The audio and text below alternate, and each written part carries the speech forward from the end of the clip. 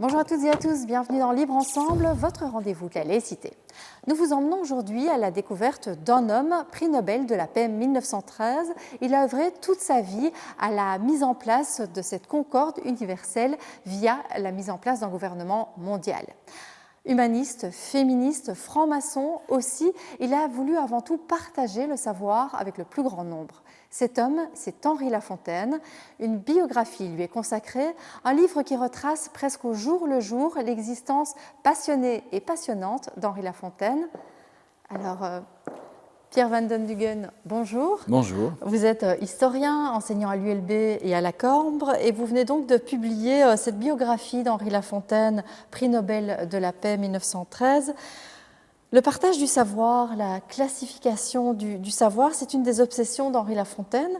Et le lieu dans lequel on se trouve, le Mondanéum à Mons, c'est vraiment hautement symbolique.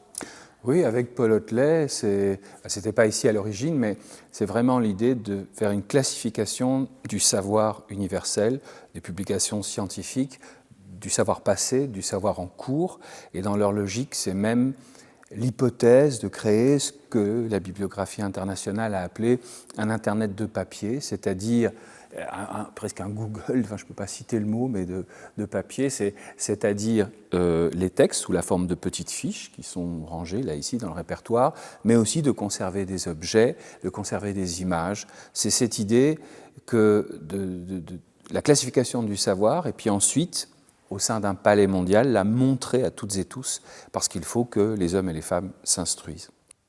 Alors, la paix, je pense que c'est vraiment le sujet de prédilection d'Henri Lafontaine. C'est vraiment quelque chose qu'il a défendu toute sa vie, auquel il a consacré toute sa vie. Alors, peut-être quel type de pacifisme défendait-il ? Donc effectivement, la paix, à travers tous ces combats, c'est vraiment le commun dénominateur.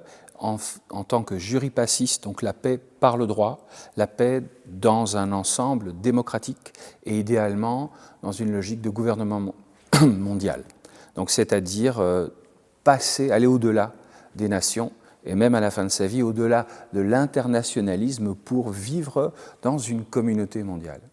Alors, il a eu le prix Nobel, on l'a dit, en 1913. C'est quand même à la veille de la Première Guerre mondiale.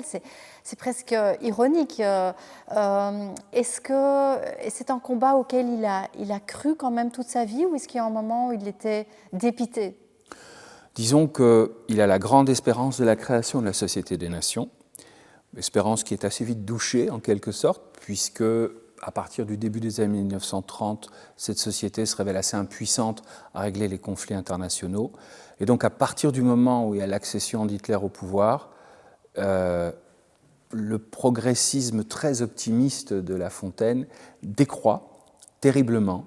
Et à partir de la guerre d'Espagne, il est convaincu qu'on retourne vers la guerre. Mais il y a quand même des traces qui restent aujourd'hui. Alors je voudrais juste le citer. Il nous dit dans un de ses discours pendant l'entre-deux-guerres, « Nous ne voulons plus que nos cités soient bombardées, que des milliers de jeunes gens pourrissent dans des charniers, que des femmes et des enfants soient torturés par des gaz sinistres.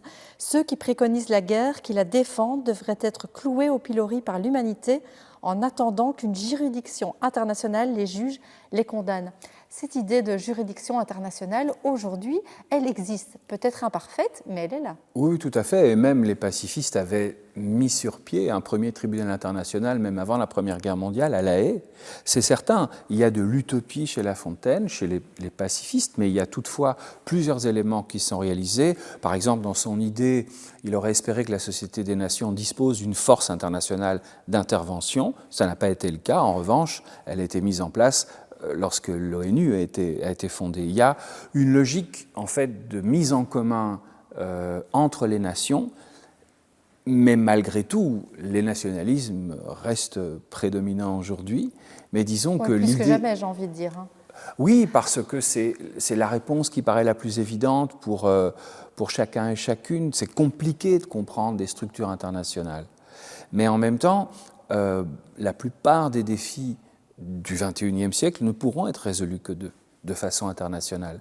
Et ça, en quelque sorte, Lafontaine, au XIXe et au XXe siècle, puisqu'il meurt en 1943, a conscience qu'il y a un très grand nombre de choses, que ce soit les douanes, que ce soit la question, effectivement, des réfugiés. Tout ça, la certitude que ça ne peut pas se résoudre par le biais des nations, parce qu'il n'aime pas le pouvoir exécutif. Il n'a jamais été ministre.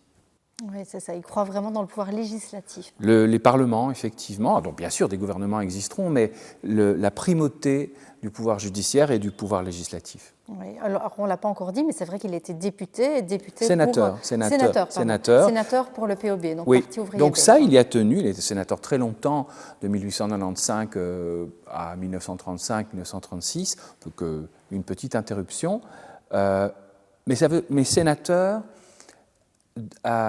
élu indirectement, coopté, comme on disait. Ce n'est pas un tribun, c'est quelqu'un qui sait l'importance du Parlement, mais c'est tout de même un homme qui estime qu'on travaille mieux de façon intellectuelle qu'en étant vraiment, qu'en allant vers la foule. Il l'a fait, mais disons qu'il est moins fort là-dedans que quelqu'un comme Van der Velde, par exemple. Alors on est près d'un siècle plus tard, la guerre, les guerres, elles existent toujours. Elles sont même au plus près de chez nous aujourd'hui. En quoi un personnage comme celui d'Henri Lafontaine peut nous inspirer aujourd'hui ? Ce qui est inspirant quand même, c'est cette confiance. C'est un progressisme, c'est un progressiste, c'est quelqu'un qui estime qu'on doit toujours travailler pour essayer d'améliorer les sociétés humaines, hommes et femmes. Il y a des naïvetés, il y a des critiques de cette logique, je dirais, universaliste. En même temps, c'était une proposition qui a tout de même amené des choses très constructives. Et elle pourrait être visitée.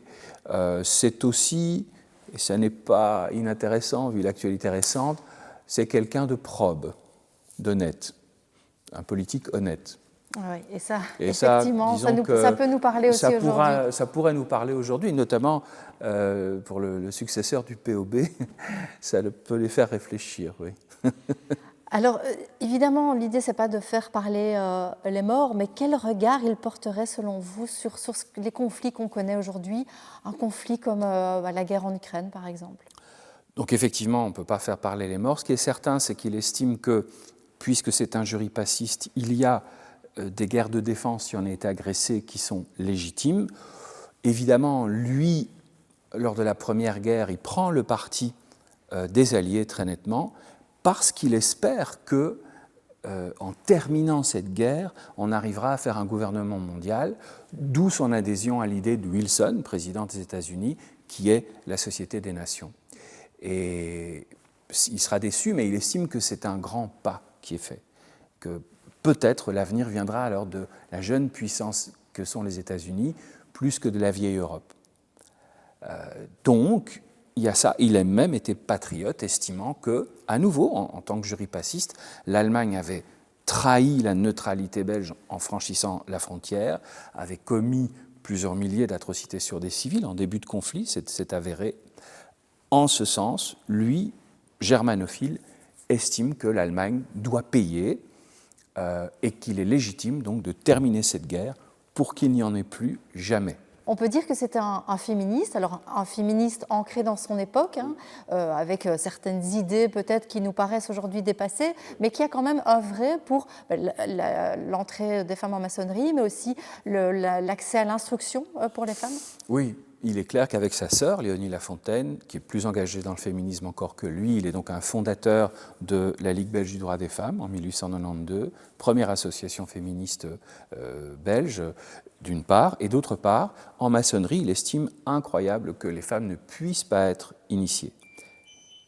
Et donc, de son point de vue, faire entrer les femmes en maçonnerie, c'est correspondre en fait à l'idéal maçon, d'apporter la logique de progrès au monde entier, le monde entier signifiant aussi, signifiant les hommes et les femmes, évidemment. Oui, et donner l'instruction, et j'ai envie de dire l'instruction aux femmes, l'instruction aux ouvriers aussi. Il était vraiment dans cette logique d'instruction du plus grand nombre, d'accès au savoir. Et alors on revient à notre point de départ, ce lieu où on est, mais il y avait vraiment cette volonté de donner l'accès au savoir. C'est même un devoir pour quelqu'un comme lui qui estime avoir eu la chance de pouvoir apprendre, de continuer sans cesse à apprendre. Et donc, pour lui, il va participer, va donner des conférences dans les universités populaires, à la section d'art et d'enseignement du POB. C'est une vision des choses assez 19e, c'est-à-dire que ce sont ceux qui savent qui apprennent aux autres. Il n'y a pas tellement une participation des publics populaires, ils doivent d'abord écouter et apprendre.